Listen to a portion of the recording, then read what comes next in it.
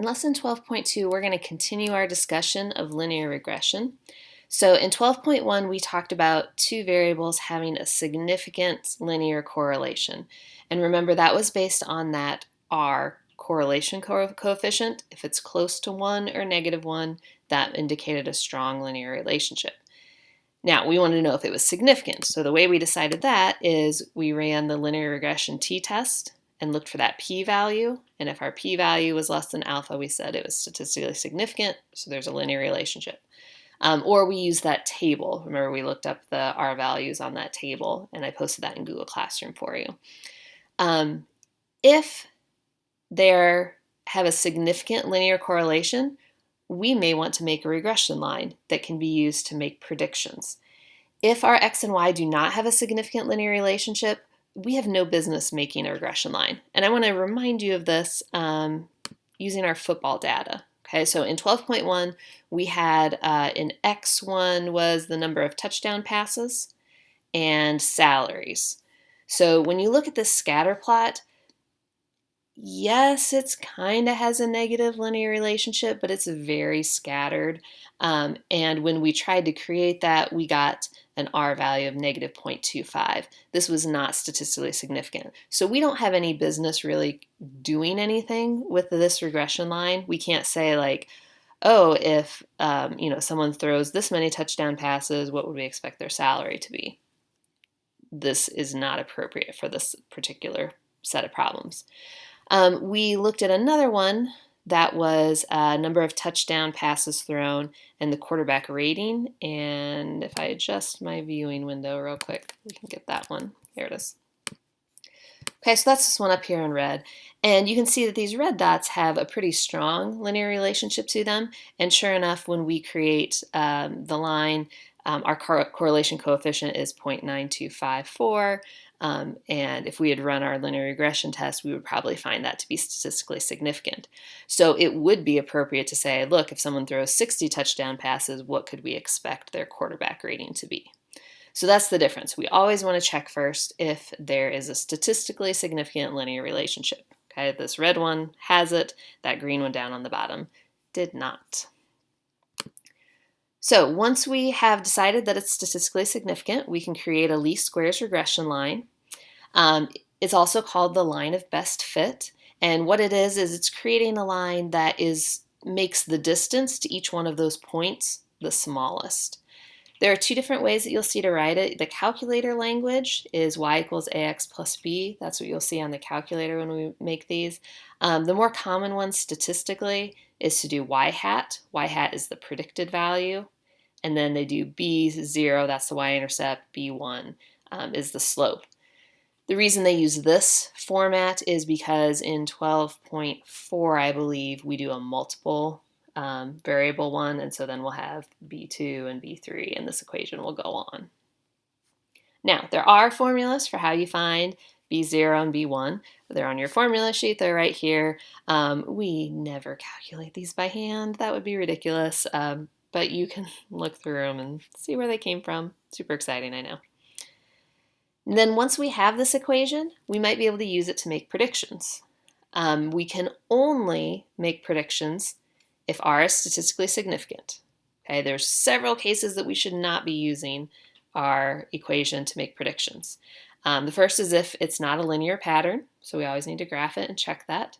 If the correlation coefficient is not statistically significant, then we don't want to do it. If we want to make a prediction about a value that's outside of the range of the sample data, that's really not appropriate. And if the population is different from that from which the sample data were drawn, okay, because our sample has to be representative of the population. And so if you start talking about a different population, you would need a different sample. All right, so we're going to do a problem. I want to show you how to do this all on your calculator. It does amazing things. So the local school board wants to evaluate the relationship between class size and performance on state achievement tests. It decides to collect data from various schools, shown below. We want to know if there's a significant linear relationship between class size and average test score. So, being is a smaller class a good, is a big class mean you're going to have lower scores? That's what they're trying to test. So I've got some notes here on what you're going to be doing in your calculator. Let me pull the calculator up. There it is. Okay, so like always, we're going to start by entering our data into L1 and L2. So go to Stat and Edit, and I already put this data in there. First thing we want to check on is this even a linear relationship? So we're going to check the scatter plot. So you go to second stat plot, and you'll probably need to turn that on. Remember that first graph is your scatter plot. It's just asking where the data is. And then you'll probably want to go to zoom stat, so that way it goes directly to your data. And so from our scatter plot, this definitely, I didn't mean to type up there, I want to type down here, appears to be linear. Okay, so this would be an appropriate thing to do, no problem. Now, we want to see if it's statistically significant, is our next goal. Okay, so we are going to run our test for this. So we're going to go to Stat, Calculate, and if you scroll up, you'll get there faster. Actually, it doesn't matter.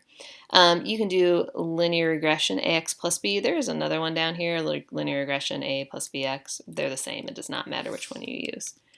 Okay. And it'll give you this. Remember, like we did before, if it does not give you R, you may want to put your diagnostic on. So second catalog, oops, didn't get second there. Second catalog and scroll down to diagnostic on. You shouldn't have to redo this once we do it once. It should stay on, but just in case. My calculator resets every time I shut it off since it's computer based. All right, so linear regression. Okay, and those are all of our R values. You can see that R is pretty significant, negative 0.9776. Okay, so that looks pretty good. The one last thing is we'll actually run the test, which I didn't write that here, but we can do that. So if you go to Stat, Test, and this is the one where you scroll up, go ahead and do the linear regression t-test. I think that'll be a good one. Ask where the data is. Remember, it's not equal. And this is what I wanted to show you. We want to be able to store this equation because we're going to be able to do some nice things for that. So where you have regression equation, yours might look slightly different than this. You're going to store it here. Go to variables and then go to y variables. And the first thing is function and y1. Okay, and what it's going to do is it's going to take that line of best fit and it's going to store it in the calculator for us. All right, so we run all of this. So it gives us our t-value and our p-value. That's what I was really looking for. The p-value, it's written in scientific notation. It's 0.00003. So that is definitely smaller than our alpha. So this is statistically significant. Stat signif. Good enough. Okay. So this is appropriate to use. Now, if you go back to your calculator here, it gives you your values, so we can actually write this equation. At least I'll do it over here. Y hat is going to be equal to, notice this is in the form A plus BX. So A, that's your y-intercept, 103.1, plus your B value, I guess it's a minus 1.04x. Okay, so that's our regression line. Technically, it should be a y hat because it's our predicted value.